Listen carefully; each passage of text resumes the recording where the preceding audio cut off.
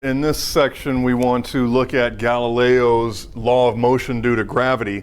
And so all of this theory is based on this one fact, and that is near Earth, the gravitational constant is given by 32, and the units are feet per second squared, or the gravitational constant is 9.8 if the units are meters per second squared.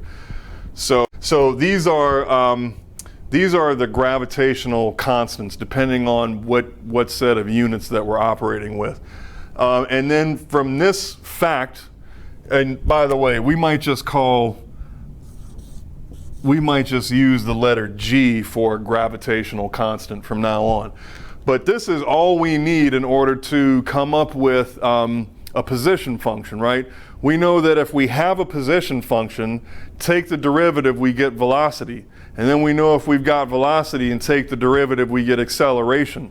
So now if you hand me acceleration, I have to come up with a function whose derivative is that thing. So that's the so-called antiderivative. It's like doing the derivative in reverse.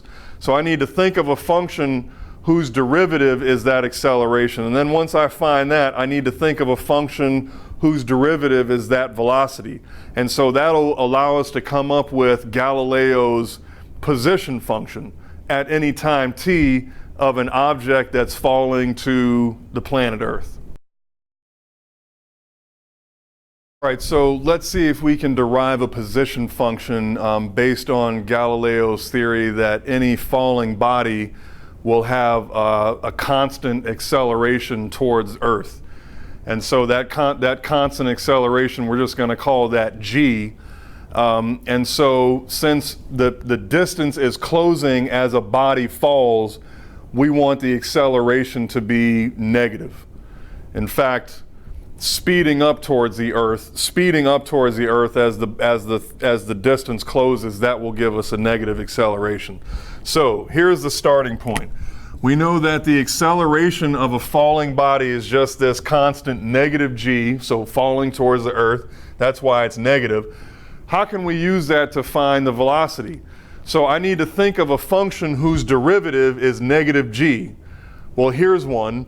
If I just tack on a t and then some constant, we don't know what that constant is. It could be anything. I know that the derivative of this thing, so the derivative of negative gt is just negative g. Talking about a derivative with respect to t now. And then the derivative of a constant is just 0.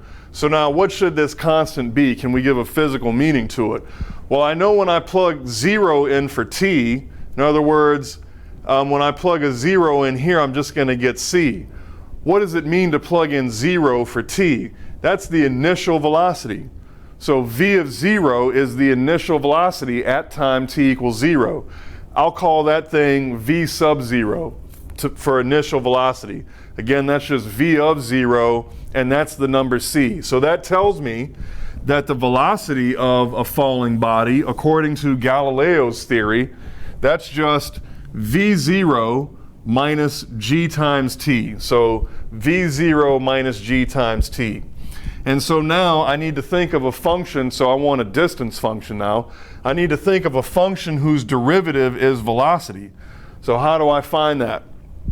Well, I know that v0t, if I differentiate this thing with respect to t, I'll just get v0. And then I know if I differentiate negative 1/2 gt squared, when I bring the 2 down in front, that'll cancel with the half, take away 1 from the power, and then I get g times t. And then the derivative of any constant, again, that's 0. So the derivative of this thing is exactly the velocity. That's good. So this function now satisfies what we need it to satisfy. And so the initial position at time t equals 0, when I plug in 0, I'm going to call that s sub 0. And so that says when I plug in a 0 into this thing, my initial position is just this constant c. And so that means for the final answer, Galileo's law of motion due to gravity is exactly this position function. So if I am up on some tower and I release an object, that the position, the distance that that object is from Earth at any time t is going to be given by this thing. This is what you want to memorize, Galileo's law of motion due to gravity. Okay, so let's look at an example using Galileo's law of motion due to gravity. So we've got, and let's assume that we're on planet Earth. So a ball is tossed vertically into the air and returns to the ground 4 seconds later. So we're at ground level. Let's say tossed vertically into the air, let's say from ground level. So if I was to throw a ball in the air, then we would say I'm throwing the ball from a height of about 6 feet or something like that. So if I throw the ball from ground level and the ball returns to Earth 4 seconds later, from that information I can tell you the initial velocity of the ball. So how do we do that? And then we want to find the maximum height that the ball will reach if we know that it returns to the ground 4 seconds later. Okay, so about this initial velocity. So here's Galileo's law of motion according to gravity. And in part 1 here, we are looking for the initial velocity v0.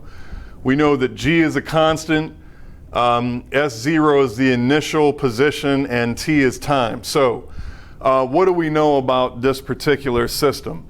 So we know we're throwing the ball vertically upward from ground level. So that means the initial position is the ground. And so the initial position then has distance 0 from the ground. So I know in this case that s of t is equal to v0t minus 1/2 gt squared. And that's because s0 is equal to 0, because we are throwing this thing from ground level. So we're able to get rid of one of these variables. That's good. Now, let's use this information to find v0. So I know when t is equal to 4, the ball is back on the ground. So I know that 0 is equal to, plug in a 4 right here, so 4v0 minus, when I plug in a 4 here, I get 16, and half of that is 8, so I get 8g. And so what is v0 then? Well, this tells me that v0 is equal to 2g. So in this situation, that would be a good final answer. So if we were in feet per second, we would take g to be 32. And so the initial velocity then would be 64 feet per second. Or if we're in meters per second, then we would take g to be 9.8, or roughly 10. And so in that case, the initial velocity then would be 20 meters per second. So this is, let's see, g is 32, so about 64 feet per second, or it could be roughly 20 meters per second. So either one of these is fine. This is the best final answer. Just leave it v0 is equal to 2g. So now, when I rewrite my law of motion here, this tells me that s of t now is equal to 2gt minus 1/2 gt squared. So this may come in handy later, but this is a good final answer for part 1. Now we want to find the maximum height that the ball will attain if we throw it from the ground and it returns back to Earth after 4 seconds. So what's the maximum height that this thing attains? And here's a basic physical principle. If I throw something up in the air, what is the velocity when it reaches its maximum height? So it moves up, up, up, and then it stops for an instant and then switches direction and moves back down. So what's true about velocity when the ball reaches its maximum height? We know that the velocity must be equal to 0. So that's the guiding principle behind this problem. So the thing will reach the maximum height when the velocity is equal to 0. So to answer this question, we want to take v of t and set it equal to 0 and maybe solve for t. So that tells us exactly when the ball will reach its maximum height, and then to find the maximum height, we may want to use that time value and plug it back into the position function. But anyway, so when is velocity equal to 0? Well, here's my position function. I know that velocity is equal to, in this case, the derivative of the position. And so the derivative of the position, the derivative of this thing with respect to t, it's some constant times t, and the derivative of that thing is the constant. So that's 2g, and then the derivative of this thing, I'll bring the 2 down in front, take 1 away from the power, so that's minus g times t, and I know that thing is equal to 0. So now I just need to solve this thing for t.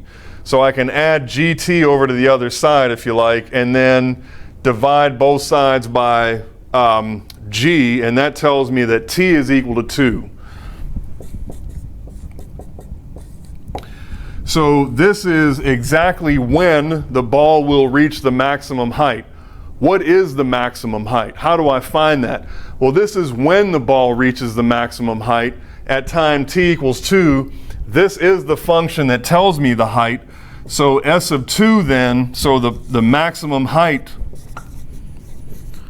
is just s of 2. So I take 2 and plug it everywhere I see a t, so now that's 4g and then minus 2g, and so that's equal to 2g. So again, the maximum height, if we are in feet per second, then the maximum height would be 64, and if we're in meters per second, then the maximum height would be roughly 20. So anyway, this 2g would be a good final answer for the maximum height in this case.